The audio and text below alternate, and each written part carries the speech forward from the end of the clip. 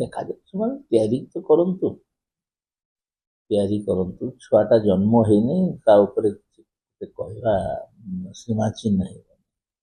ଛୁଆଟା ଜନ୍ମ ହଉ, ଖେଳୁ ବୁଲୁ। ସେମାନେ ଓଡ଼ିଶା ଜନପରିଷଦ କରିଥିଲେ ଏବଂ ଅନ୍ୟାନ୍ୟ ଦଳମାନ ଗଠନ କରିଥିଲେ ଏବଂ ସେଥିରେ ସେମାନେ ସୁଫଳ ପାଇନାହାନ୍ତି। ମୋତେ ଲାଗୁନାହିଁ ଯେ କୌଣସି ତୃତୀୟ ସାମୁଖ୍ୟ କିଛି ଗୋଟେ ଫଳାଫଳ ଓଡ଼ିଶାରେ କରିପାରିବ।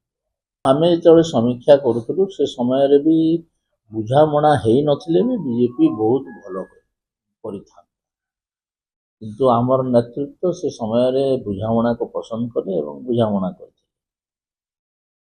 ତ ତା ପୂର୍ବରୁ ଆମେ 10ଟା ସିଟ୍ ଥିଲୁ ଏବଂ ସେ ସମୟରେ ଯେଉଁ ପରିସ୍ଥିତି ଥିଲା ପୁରା ଓଡ଼ିଶା ପ୍ରଦେଶରେ ବିଜେପି ସପକ୍ଷରେ ଥିଲା।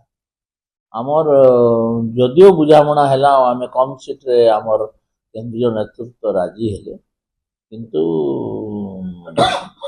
ଆମର ସ୍ଥିତି ବହୁତ ଭୁଲ ଥିଲା।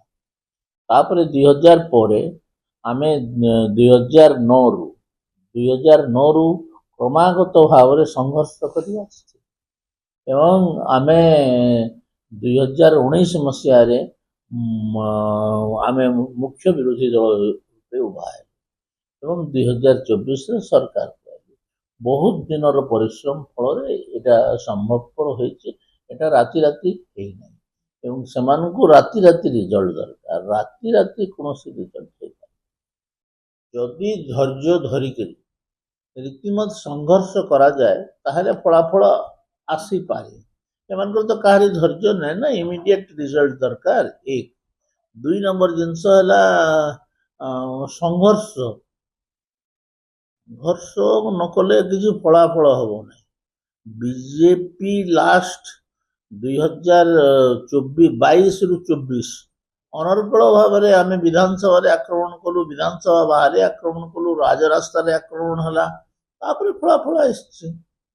ତ ଯଦି ସେମାନେ ସେ ଅନୁସାରେ କିଛି ଗୋଟେ ଆନ୍ଦୋଳନ ଗଢ଼ି ପାରିବେ ଏବଂ ଲୋକ ସେଟାକୁ ଗ୍ରହଣୀୟ ଅବସ୍ଥାରେ ଆସିବ, ତାହେଲେ ତାର ଫଳାଫଳ ଆସିପାରେ।